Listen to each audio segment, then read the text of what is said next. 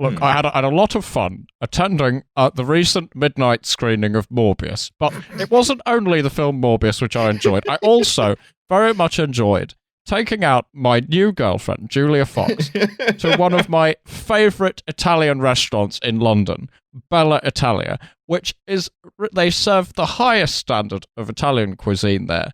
And I think to go to anywhere more expensive than Bella Italia wouldn't only be excessive, but also it would be not right at a time when so many have sacrificed so much. And I'm not going to be partying like our Prime Minister. I'm going to be enjoying myself in a sensible way with my girlfriend, Julia Fox, who is very sexy, but not in a way that is trashy or over the top. Yes, but what would you like to order? Could I please have a beer and a korma?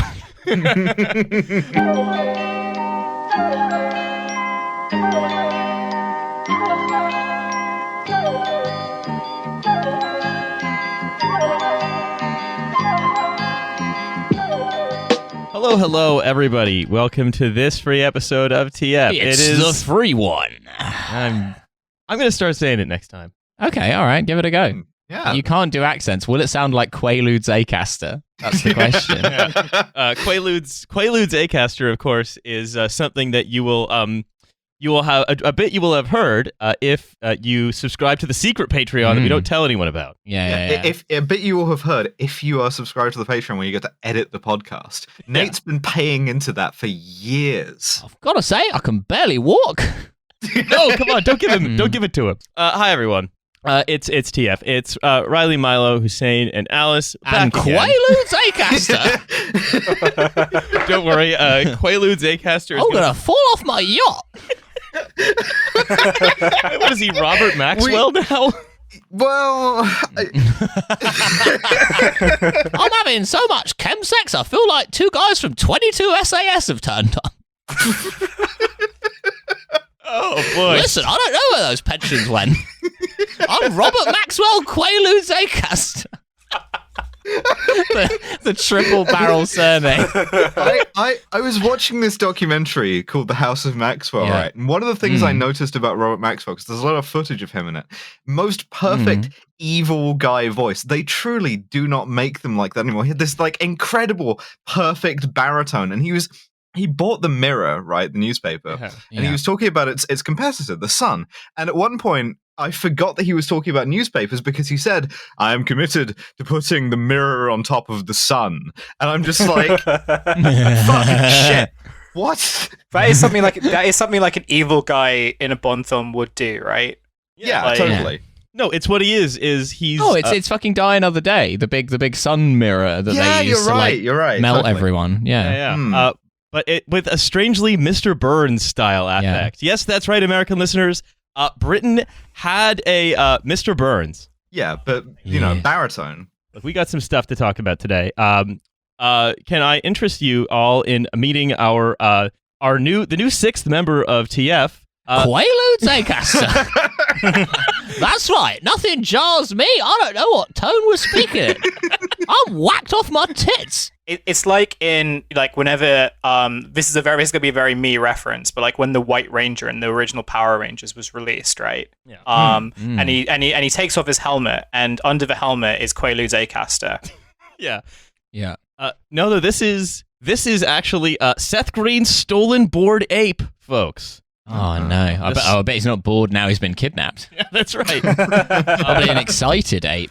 Yeah, that's right. So Seth Green, who you may remember as Scott Evil and Chris Griffin, has recently purchased a bored ape with the intention of making it into what appears to be a kind of gentle comedy about having friends in a bar, but to making into a sitcom. Yeah, exactly. It's Cheers but NFTs of apes. Yeah. It's chimps. Yeah. And it looks fucking terrible. Not secure enough, Scott. And I can only, having actually watched the clip, I mean, I do love the kind of the whole culture that the NFT world represents tends to make things that are so bad but also so deeply financialized that you can't tell if it was stolen on purpose because they just didn't want to go ahead and make the show, but is just hyping up the sale of this now famous ape.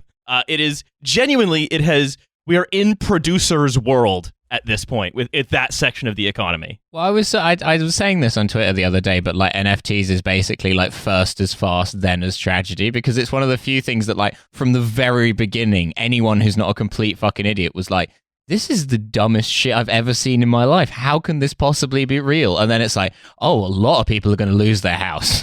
and what's so weird about this, right, is that he claims that the intellectual property rights to the Bored Ape that he had go with whoever owns it on the blockchain. And so it was stolen in a sort of low effort hack, enlarge your Pithrinus or whatever. Yeah. And then I'm he always was like, trying to enlarge my Pithrinus. he's like, I'd love to enlarge my Pithrinus, and so he clicked the link. And then I'd love it if mine could get hard. I'm 14 loons deep. The problem was he didn't, like, in the bar where this sort of NFT like comedy is set, he didn't order the slurp juice, so he didn't generate more apes, and that was the problem. I hate when I go out drinking and then I wake up with 3 identical sons. You know, you could use up to 3 Quaaludes on a single acaster. Let's crack on. But it says it's supposed to confer the IP rights, right? So you can only supposed to legally be able to make the show if you also own the ape. But that requires a lot of stuff that's not on chain to do successfully. You might say you are depending on a third-party trusted institution to adjudicate who has the right to use what in terms of IP. Maybe. Just thinking about it. And secondly, though, the actual if you look at the show, right, the characters of the NFTs are walking around in that sort of terrible $5 animation style, but like none of them have the backgrounds. But all of these pictures are algorithmically generated, and the backgrounds are one of the things that are algorithmically generated. So is he just supposed to have a box around him all the time? Or maybe, just maybe, the whole idea is half-baked horse shit. Well, I mean, they're trying to do BoJack Horseman with the sort of like humans walking around with like weird animals and interacting with them. No, because it's not. Because in BoJack Horseman, like it's all because they're all like cartoons, right? Mm-hmm. This is kind of like a composite of like it's Muppets. It's Muppet BoJack Horseman with NFTs. Kind of. It also has the same every word in the sentence you just said. It also sort of has the same principle as like Digimon, in the sense that like okay, all right, I'm listening. Yeah, there are humans and there are like these digital things that they treat like humans. I mean, look, I only like watched it. I didn't like listen to the audio. So this is like just me inferring stuff. But yeah, basically, I was saying you're missing out on a treat. It is bad Digimon. Yeah, very funny. It's like what if you combined How I Met Your Mother with Digimon? That's what it is. Also, it was heavily financially. Yes, like and like what if it was How I Met Your Mother plus Digimon, but you could sell the mother that they made. Yes, yeah, and crucially, part of Digimon lore is that you can't sell your Digimon, right? Oh, so that's what it is. Sorry, it's How I Met Your Mother plus Digimon plus Barbary Corsairs in the 15th century. Yes. Where you could sell your mother to them if you wanted to. The financing of TV shows was always so stable before this. And now we're making it even better. Yeah, look, I always thought that a little more wild speculative uncertainty should be introduced into the entertainment business. Yeah. Speaking of wild speculative uncertainty, though, we have a little bit of Britain, and then we're going to do a startup. Okay. So I want to. There are two. So I have a little thing and a big thing. I'm going to start with the little thing, which is that in the wake of the accountability lever not flipping to on, or at least not doing so quickly, in the wake of the party shenanigans, Labour has spent money buying ad space on Conservative Home, according to Pippa Sirar. Awesome. They're like people who voted for Conservative sometimes also like Keir Starmer. Consider this. This is just Lincoln Project shit. It's finally hopped the pond. We're gonna try and make Tories feel bad where they live. This will definitely work. So essentially, 100%. The ad is basic, or at least what Pippa Crerar has shared is a screenshot of Conservative Home showing sort of algorithmic pop-up ads or algorithmic banner ads of just a woman standing in a surgical mask who's clearly a medical care worker. And then it says, look into her eyes and tell her you still back Boris Johnson. To which anyone reading that will say, yes, I still back Boris Johnson. Yeah, of course. Yeah, of course I do. You know, what am I going to do? Not back Boris Johnson? Of course I still back Boris Johnson. Thank you for reminding me how much I love Boris Johnson. It's very funny to imagine some guy who's like currently like wiping his cum off a choir boy going like, of course I back Boris Johnson. He's going to prevent the council from taking my steeple. He owns a steeple? That's right, yeah. He's a modern guy who owns a steeple. He's the Tory membership. People who, and I quote from Ahir Shah, a group who have an average legal age of ghost. Yeah. So, like, I don't know. What are you gonna do? You've done is you have basically taken a whole pile of like Labor members' money and you have given it to Conservative Home. Yeah. In nice. exchange for calling the Prime Minister a scallywag. Yeah. When I saw it, I was just like, this is just like led by donkeys shit, right? Yeah, like the kind of projecting stuff onto like the Houses of Parliament, or like doing those posters which like really amount to like, oh, Boris Johnson isn't trustworthy, or like the Conservatives, they're devious and they hate like institutions, right? And, you know, you could make the argument that, okay, like they're targeting a political crowd, and like a political crowd where like there seems to sort of be some minor exhaustion about like Boris Johnson, so like this is kind of strategically it's like, you know, fine.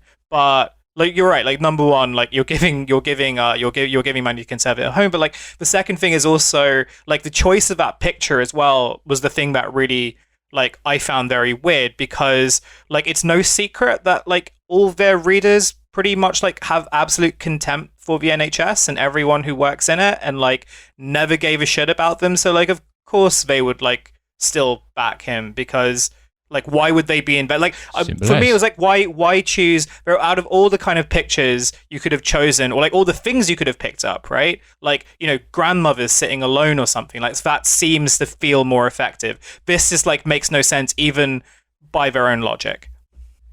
Oh my god, I just saw when you were scrolling through those that someone who's a blue tick had quote tweeted it with epic trolling, and I don't think they're joking. Epic. Yeah, Keir Starmer's finally gone epic mode. He's Morbin. It's the combination of that, right, of deciding that what we're going to do is we're going to remind Conservative voters that, again, the guy who they get a lot of pleasure from, like, owning people on their behalf has owned people they hate. Yeah. I don't get it. I very much look forward to Keir Starmer saying, I would like to remind Boris Johnson that it is in fact the summer of Morbius. I mean, after Boris Johnson called him Sir Beer Cormer, I think he has no choice but to challenge him to a fight. I think Keir Starmer needs to start taking our advice. Yeah. Challenge Boris Johnson to a fight. Talk about doing cocaine with Julia Fox at Soho House. This is the only way out. Yeah. Labour should take out an ad at Conservative Home, being like showing a picture of Keir Starmer with Julia Fox, being like, the Labour leader is shagging Julia Fox. Yeah, it's Isn't like an cool? animated banner ad with a line of cocaine that goes across the page, and Keir Starmer's head just goes all the way across following it. The British people demand less Boris and more BS. I'm still working on that, but yeah. Yeah.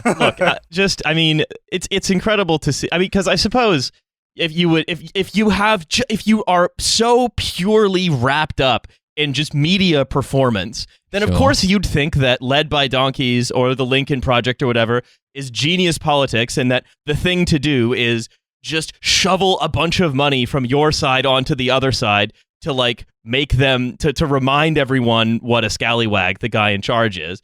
Yeah. And it's just really astonishing to see it happening in real life over here. I have something.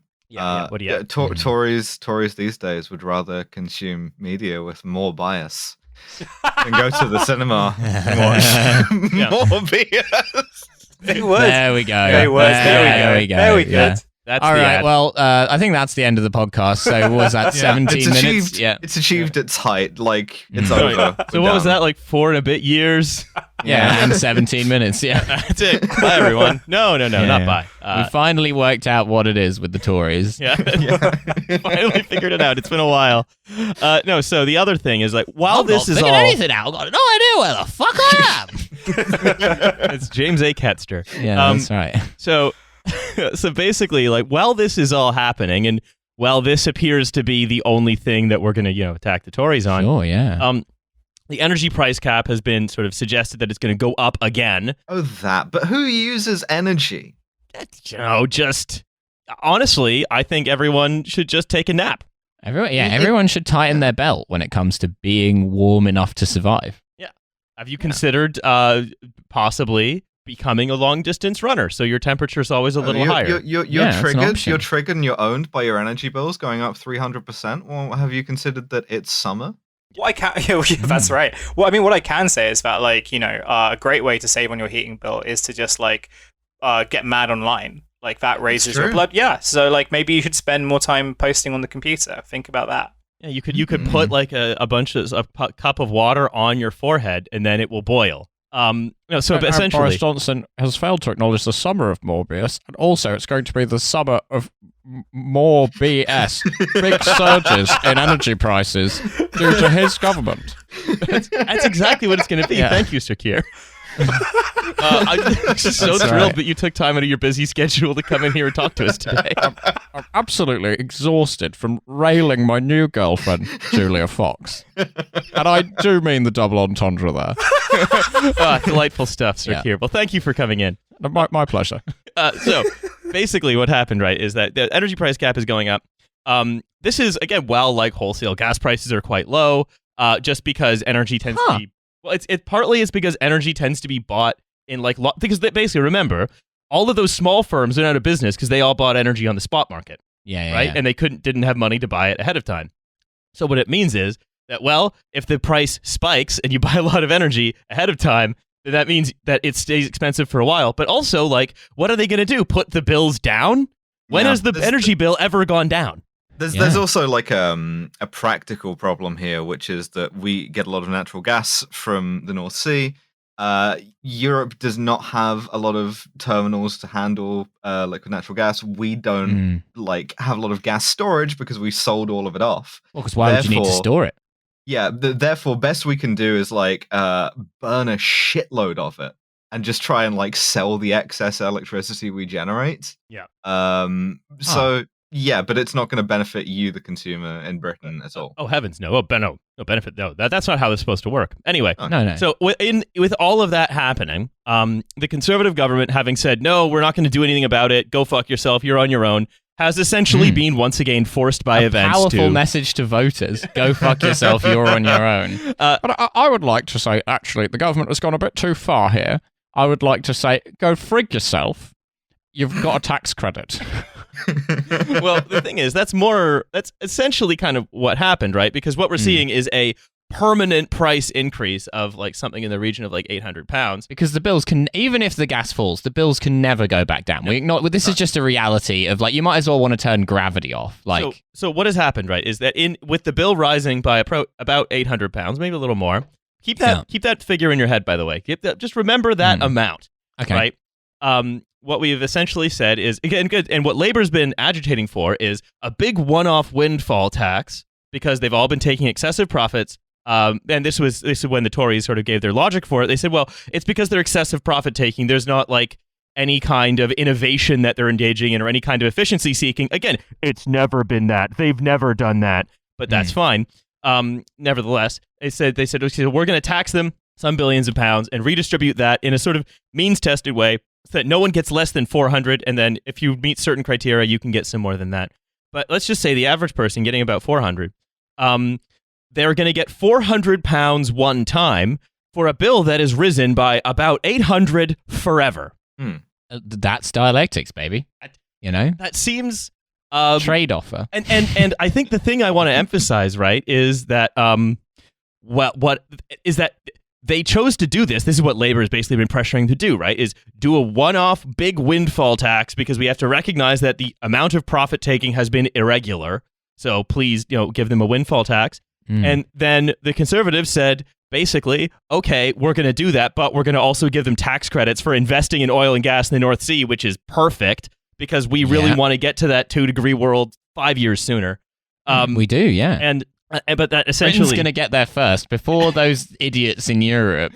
Yeah. We're going to be warming far faster than the rest of Europe. They wish they could warm as fast as us. That's right. Well, then they'll become warmer, which means that you'll have to pay less. So actually, it's a great long-term strategy. Yeah. That's right. Oh, it fuck! hurts my head. Actually, you know what, Hussein, you are right. I've got to hand it to you on that one. You've got us. Turning the big temperature dial back and forth. So what has happened is the entire Overton window was between go fuck yourself, you're on your own, and maybe we should do a one-time tax and redistribution. And both sides of the Overton window are firmly in the realm of they don't do anything.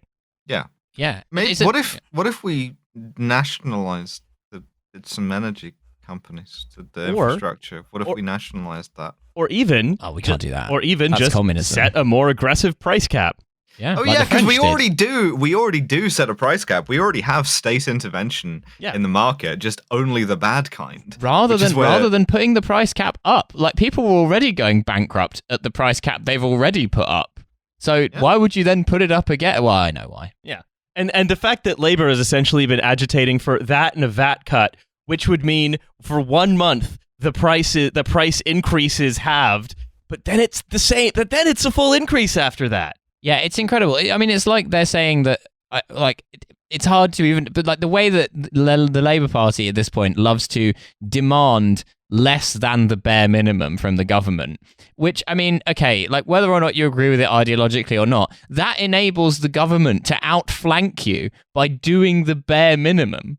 And then you can't criticize them because they're doing what you've demanded of them, which is shit. Yeah, and then Rishi Sunak is on TV in a Superman costume because he's helping people. And also crucially, if we learn anything from the COVID stuff, it's like when the bare minimum fucks up, then Labour Party get the blame for it, right? So like during the COVID, like during, so Keir Starmer was like one of the first like UK, well, the Labour Party, they had like the position of like, early lockdowns and all that stuff. Well, actually, no, it kind of flipped, didn't it? But I guess the point that I'm trying to make is that when it came to sort of the furlough scheme, I think that like the Labour Party were trying to sort of advocate for it first.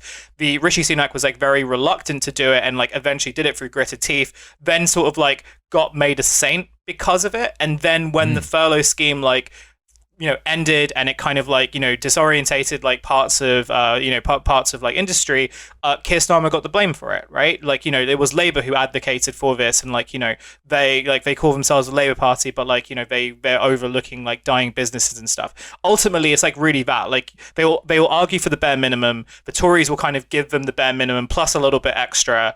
Labour Party won't really be able to respond to it, and then when it nice, love, right? Yeah, treat yourself to like a nice, treat yourself to a different kind of yogurt.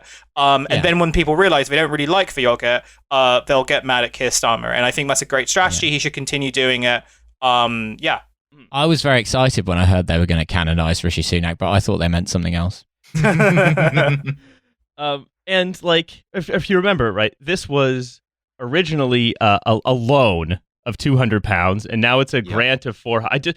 I fully do not understand how on earth anyone on any side of the political spectrum could be possibly celebrating this as a win, because as you said, Milo, people were already going bankrupt at this level. Number bigger. And if you get an £800 energy bill, an £800 increased energy bill, and I hand you 400 quid and say, don't spend it all in one place, wouldn't you rather have that than I hand you 200 quid and say, give it back? Well, exactly. We've got this country has Stockholm syndrome with the Tories, where like we're so like completely under the boot at this point that like, but the government's giving me 400. They're like all hail the merciful Boris Johnson because he is giving us £400 after taking £800 from us, but he could have given us nothing. So, there is something to be cheerful about. It's like, no, there isn't. The thing about the government is 400 quid per person is all they have. They're showing us their empty wallet. Like, oh, sorry. Yeah, no, it will. I'm sorry. I'm afraid they don't have any more left. cash on them. There's no ATMs around. And it's kind of like it would be rude to like impose and ask them to go and find one. So yeah, the government is sending you a Monzo request for like your portion of the curry you had with Keir Starmer. The government is saying it didn't really have much of the wine, actually. Yeah, the government is pointing out that it didn't have a starter or a dessert. I've added an extra £1.20 because you did have like a bit more than half a naan. Yeah, that's right. You did take one of the government's chips from its plate, is the thing, and therefore And you're like, but hey, at least the government is basically agreeing to pay for half of what it ate. It could have just walked out. Come on, that would never happen. And when Rachel Reeves says, right, she says after this, well, this clearly shows that Labor is winning the battle of ideas. Oh, fuck me. The battle of ideas between two people who, like, the closest thing they've had to a thought died of fucking loneliness. Like, the battle of ideas. Incredible. Absolutely unbelievable. Talk about in the land of the blind, the one-eyed man is fucking king. Like, in this case, it's more like in the land of the blind, the man with the slightly better trained dog is fucking king. Like, what the fuck kind of ideas have they had? They've lost the battle of ideas. The idea they had was so shit that the government has managed to outflank them on the left. You're the Labour Party, you fucking cretins! What is wrong with you? The point, you don't understand politics. Keir Starmer's whole thing is that he's the guy who understands politics. You ask the government to do something that's like very good, so they obviously won't do it, and then you can call them a cunt for not doing it. You don't ask them to do something which is shit and people won't like, that then they can do, and then blame it on you. That's the dumbest shit I've ever heard in my fucking life. The battle of ideas, Rachel Reeves. How many lobotomies has this woman had? Fuck me! Oh, it's been the first one of those for a while. Seeing Quaaludes Acaster just like pop out right at the end. Yeah.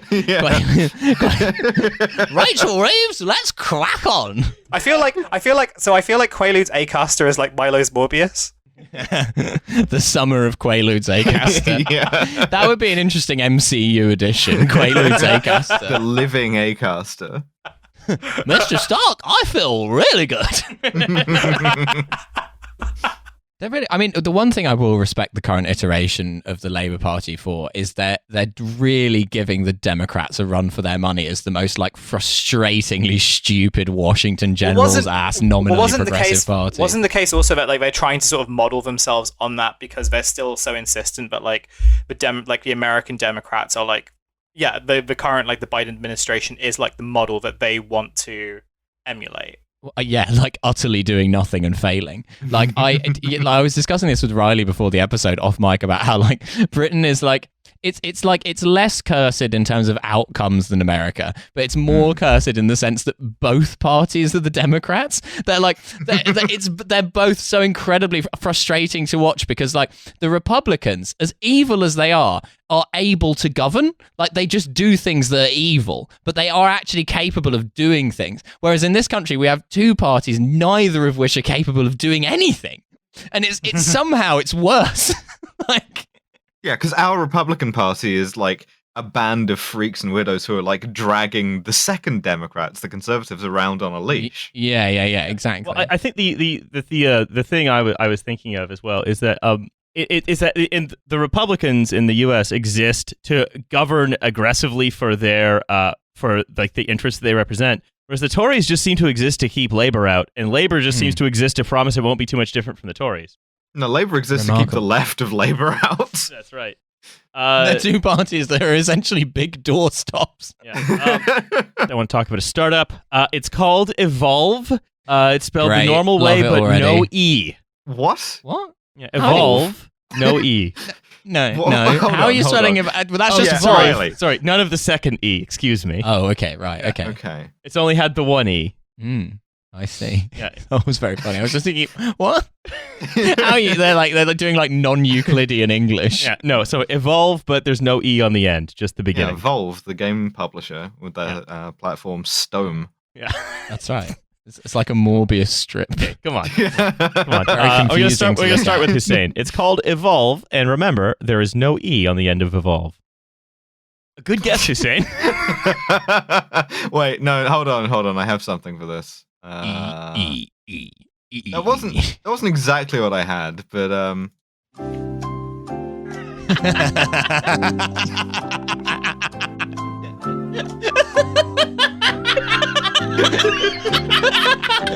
Welcome to Hussein's thinking hour. All right, Hussein. Let's see your answers. I'm sorry, must be in the form of a question.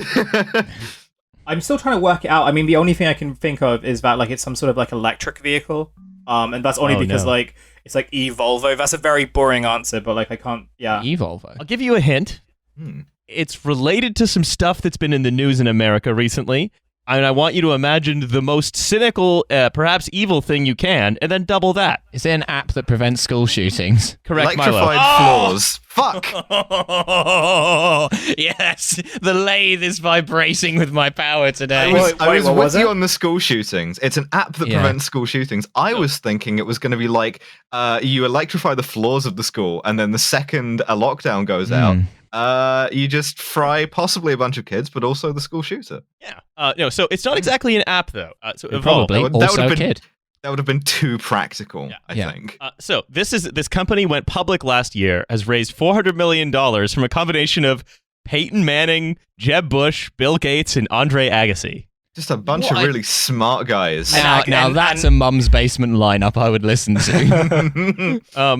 So they say, we will change the way you think about security. Visitors to your location want to move quickly through security checkpoints at a seamless pace. That sounds like a really bad ad. Like, bro, you'd get on like a sidebar of a bad website, like visitors to your location really enjoy. Yeah, well, you know, I'm Having trying sex to with shoot up MILFs. a school and the banner comes down. You're actually the 1 millionth visitor to that school.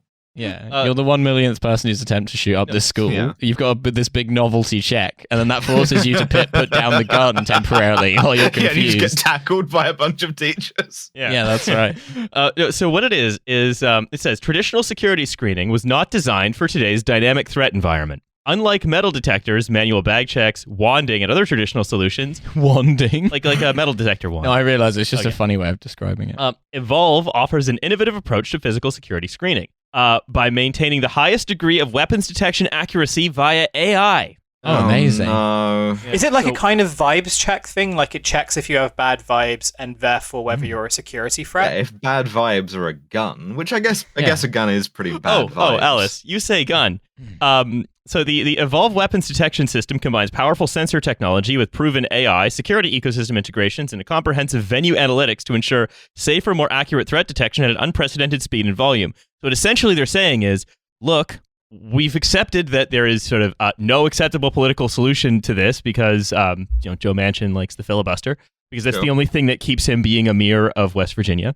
And so what we're going to do Joel Manchin. is we're going to have everything. What if the TSA, the thing people love interacting with, what if that was everywhere? Oh. Yeah, cool. Yeah. For example, what if to go to school, you had to, and again, this is true. If you bring a laptop to school, you can't have it in your bag because according to the Evolv system, it looks like a gun. Oh, cool. Well, my laptop certainly does because I specially commissioned one that is shaped exactly like a gun and also functions as a gun. Yeah, and that's also right. does not function as a laptop. No. Yeah. It's primarily a gun. It's an educational gun. Yeah, I've written the word school on it. That's right. Not in a threatening way. It's because it's my educational gun. Yeah, I've carved the entire text of Pride and Prejudice onto these bullets, and I'm shooting people with them in a learning way. It says, we want to change the way we think about security, blah, blah. So this is from the Washington Post. When Peter George saw news of the racially motivated mass shooting at the Top supermarket in Buffalo on May 14th, when Peter George saw news of the racially motivated mass shooting at the Top supermarket in Buffalo on May 14th, which again is 2 weeks ago, he had a thought that's often had after such tragedies. No, it's not. Quote, could our system have stopped it? Our system, again, not being the political system by which power is distributed and used No, of course not. by the state, but rather could our system, our AI-enabled metal detector, have stopped it? You know, Could I have stopped this by going on the computer? Could school shootings Clippy have said, hey, you're about to commit a school shooting? Yeah. Do you need any help with that? Because that's the other thing, right? Why on earth would a metal detection system stop it if every single police officer ran the fuck away from the guy? Yeah, they confronted him and then were just like, oh, wow, this guy has a gun. Shit. Go after you, sir. Yeah, what you've added is a very expensive sound effect that goes off in the background of a school shooting of the alarm going off. We tactically interdicted a suspect who we believed to have a toy gun. Unfortunately, it transpired that the suspect was armed with a gun of a real gun nature, and therefore we had to let him proceed. The police looked at the guy with the gun and the kid with the gun and they were like, wow, he's just like me. Yeah. More ways than you think. They're always having a go at Insecure, cops for murderous, yeah. shooting a kid with a toy gun, but that's the safest kind of kid to shoot. You can't go around shooting a kid with a real gun. He might shoot back. Very dangerous. I mean, that is basically what they think. They've got their health and safety conscious, the police. So Peter George, the CEO of Evolv Technology, as quoted by the Washington Post as an AI-based system meant to flag weapons, quote unquote, democratizing security. Amazing. Well, they've managed to come up with something dumber than the average police officer, which is AI. And so, it's what you've democratized is the experience of the TSA. Yeah. Except dumber than the TSA because it's a computer that's doing the TSA. Amazing. Well, but that's the thing. There still has to be a guy there, or else it's going to detect that you have a weapon, and then you're just going to continue walking with your weapon. The computer's like, hey, stop that. Do not. And so it says, do you need help with your mental health? The idea, this is Jay Stanley from the ACLU, says, the idea of a gentler metal detector is a nice solution in theory to these terrible shootings. But do we really want to create more ways for security to invade our privacy? Do you want to turn every shopping mall or Little League game into the airport? Like, that's the idea here, is you cannot go anywhere. That's the vision. That's because I was thinking about this. As soon as this happened, I was like, I wonder, is any sort of intractable political problem inevitably attracts one of two things, which is blockchain or AI? Let's remember they wanted to solve the Northern Ireland border issue with blockchain and AI. Just be like, what if we didn't have to address these irreducible complexities of having a customs border and also not having a customs border? What if we squared that circle by just saying a wizard would do it? Exactly. This is the US version of that. In this case, it's literally a wizard, i.e. a setup wizard from Windows 98. Yeah. So there's a light emission technique that underpins LiDAR to create images, then AI examines it. And then they have signatures where they train the AI to look for guns, basically. So they're applying the technology that self-driving cars are supposed to be using. This is going to work fabulously. Yeah, I think what I find fascinating about all this stuff is that I think there's a lot of liberals in the US are guilty of similarly not engaging with the source material, in that like every time one of these happens, like the first thing they yell about is gun control, which like obviously gun control would, in at least in a limited sense, solve some of these problems, because it would at least mean that they would never ban guns entirely in the US, but it would make people less able to kill as many people as quickly, right? And so therefore it is a sensible step. However, the gun nuts do have a point, which is that guns are not fundamentally the cause of this. Like, there's a reason why America is the only country where this happens, and it's not because America's the only country where you can buy guns, because it isn't. There are loads of countries, particularly in the developing world, where it's really fucking easy to get loads of guns, probably even some guns that are banned in America. This does not regularly happen in those countries. And also, it didn't happen regularly in America before, like, Columbine. Like, it is a modern American phenomenon that is actually like, guns enable it to happen, but they're not the fundamental cause of it. And I find it bizarre when people insist that they are. It's like, no, there's something way more fucked up going on here. The fundamental cause of it, in as much as it certainly wouldn't happen without, I think they're the fundamental cause of maybe 90% of the lethality of it. Yeah, it's not a reason to oppose gun control, but also I think people are like, the liberals are like, well, people just can't be trusted with guns, and that's the only problem in our society. Anyway, time to dust off my hands and not look under the hood of America. Yeah, because as you say, because the ideal is the mass shootings stop happening happening as frequently, and they never have to address anything else. Yeah, of the incredibly like a lot, because a lot of what connects a lot of the mass shootings tends to also be people who are shitload of alienation, misogyny, racism, domestic abuse, essentially a lot of them are deeply radicalized, either by sort of like white supremacy or incel shit. It's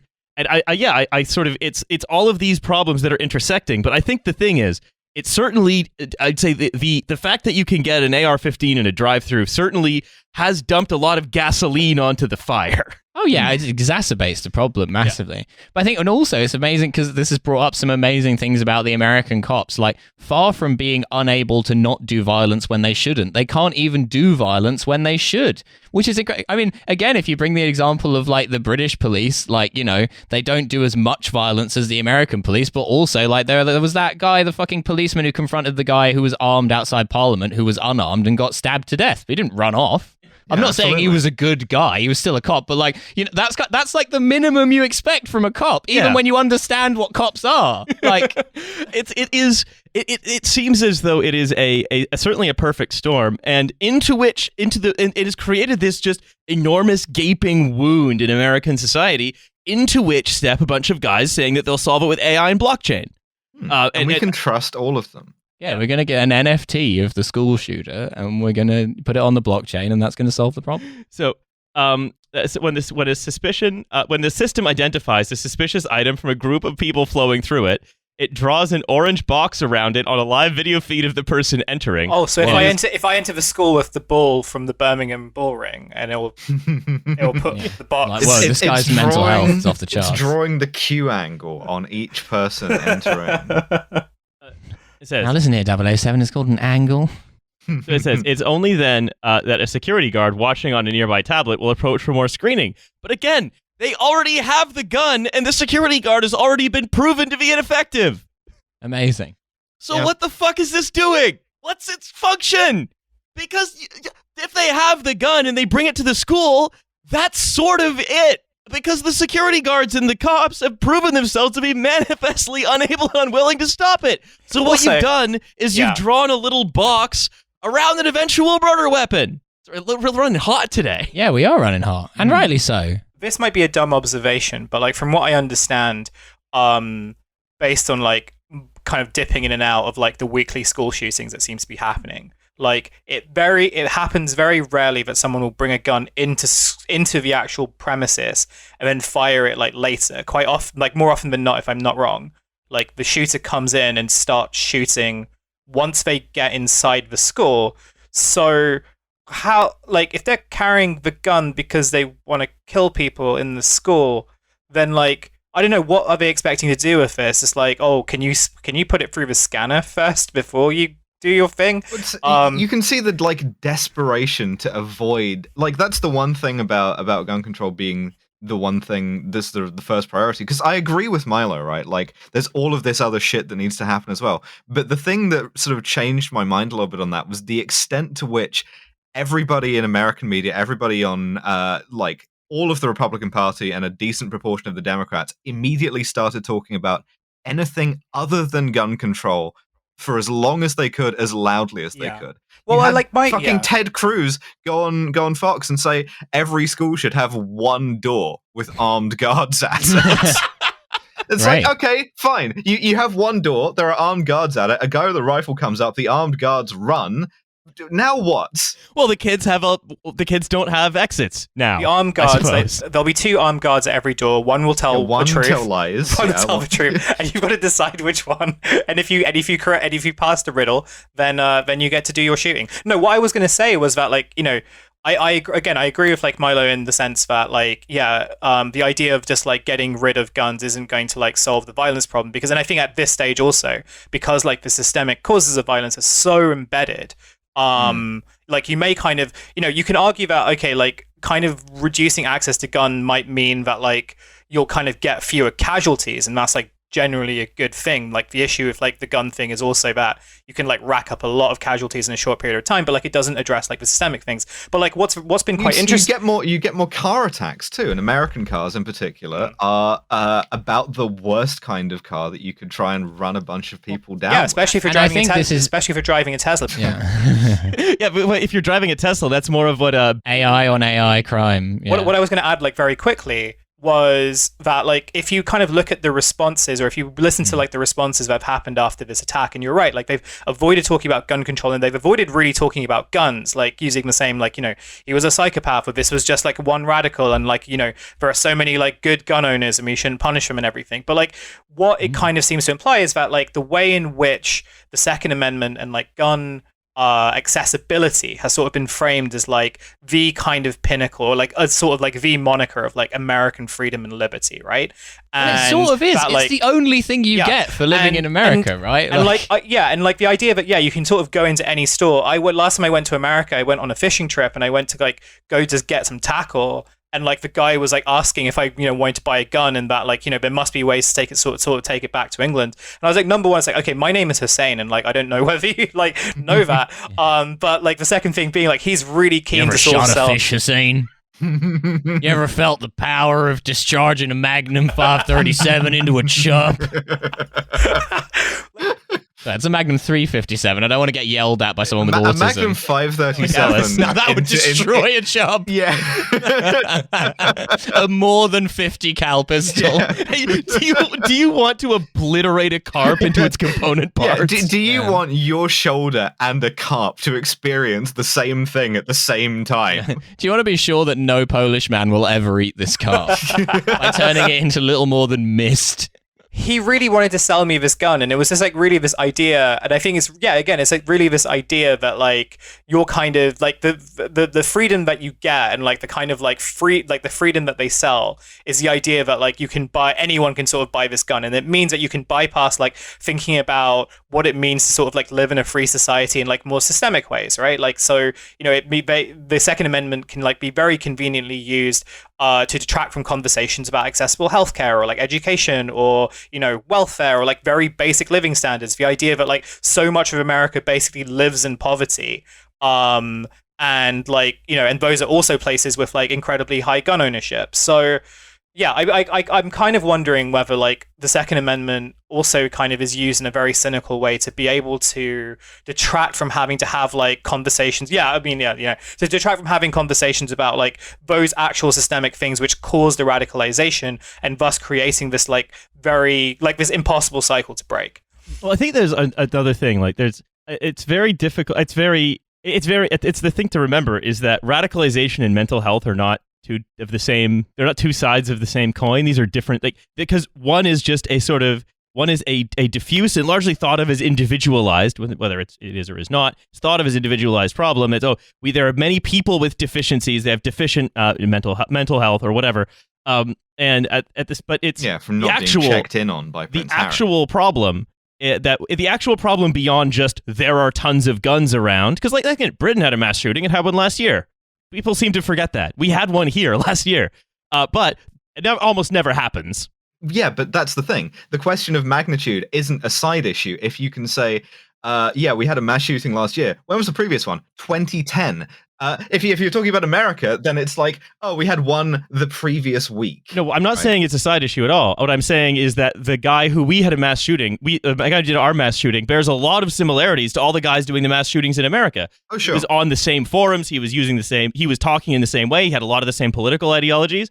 And so it's like there is a stochastic fascist terrorist issue, not a mental health issue, basically. And that stochastic fascist terrorist issue is massively exacerbated by the fact that you can get a gun very easily that is meant to kill large numbers of people.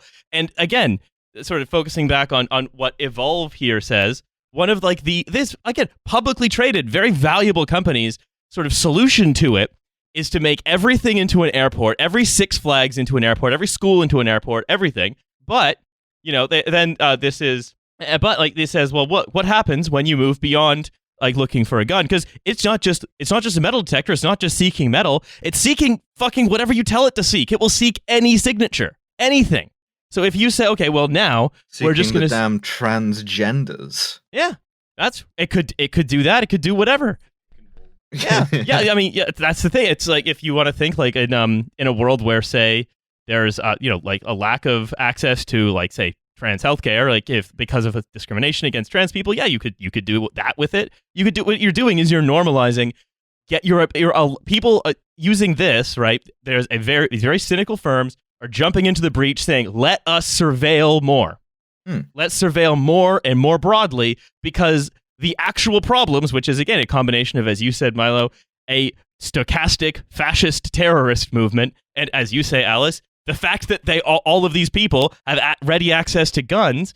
If you're not willing to deal with either of those things, the only thing you can do is make everything into the fucking TSA. Yeah, and I think it's important that's why, like liberals in the US, I think are missing out in a big way on an argument they're making, is because like when you just say that guns are the problem, what you enable the right to say is like, well, look at these countries where they have guns and they don't shoot each other all the time, and it's like Yeah, because unfortunately you failed to make the proper point, which is that like America has had an experiment with having guns, and it's been proven that American society, as it is currently constituted for the reasons of having loads of stochastic fascist terrorists, is incapable of being trusted with guns. The Swiss are capable of being trusted with them. Unfortunately, the Americans cannot.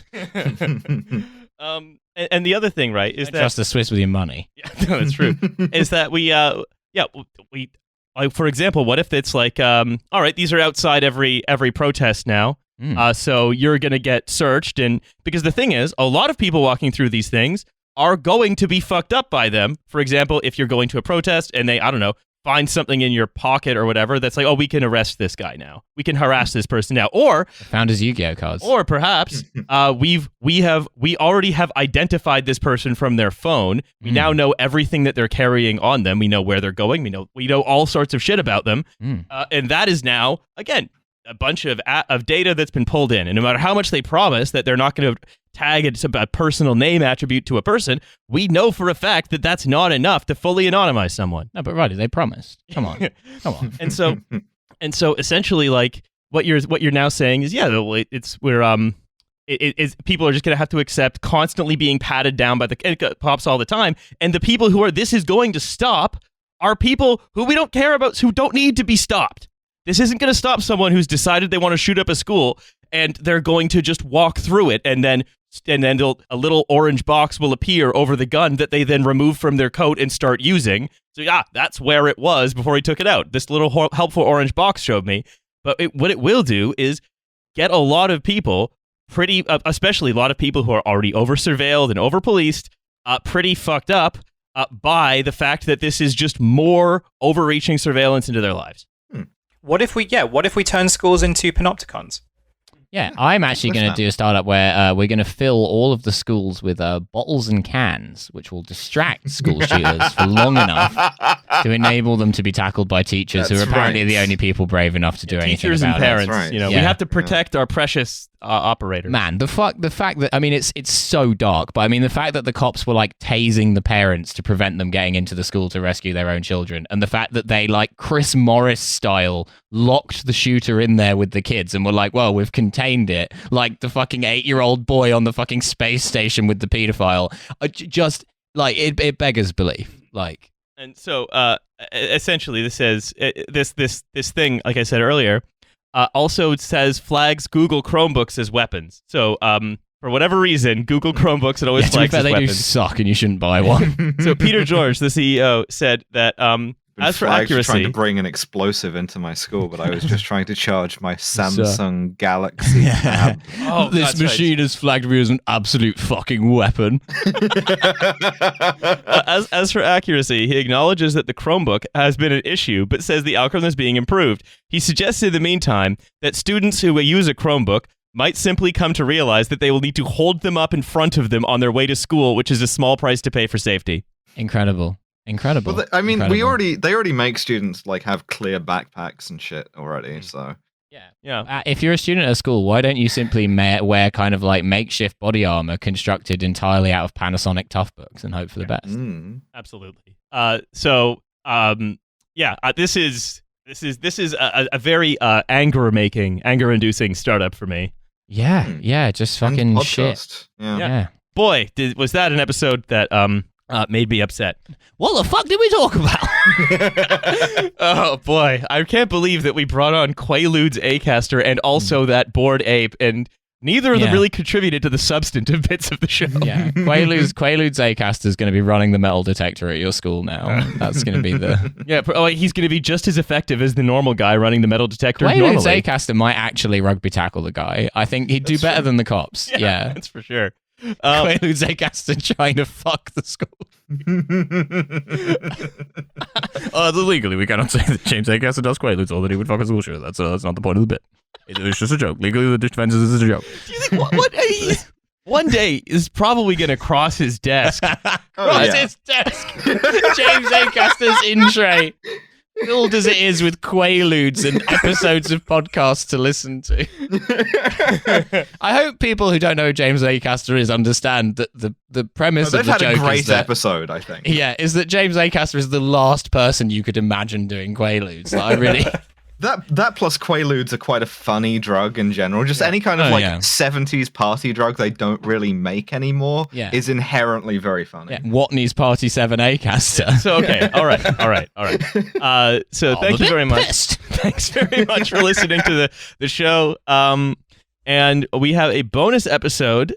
So do check that out. It's $5 a month, and you get a second episode every week. Cheaper than a pint tin full of beer. This week, I'm very excited to say that we are going to be revisiting probably one of my top 3 favorite characters of the history of the show. Van der Klag. No, a real guy. Oh, okay. Yeah. Jörg Van der Klag, So do tune in for that. It's going to be a lot of fun. Let's just say he's a man who is definitely alive. He's a man who's alive. He's not been built into a bridge. Well. Yeah, that's right. He's in that oil barrel. He's listening to his favorite music. The AC is on. Don't worry about it. So we'll see you on the bonus episode for that. Anyway, bye everybody. Bye-bye.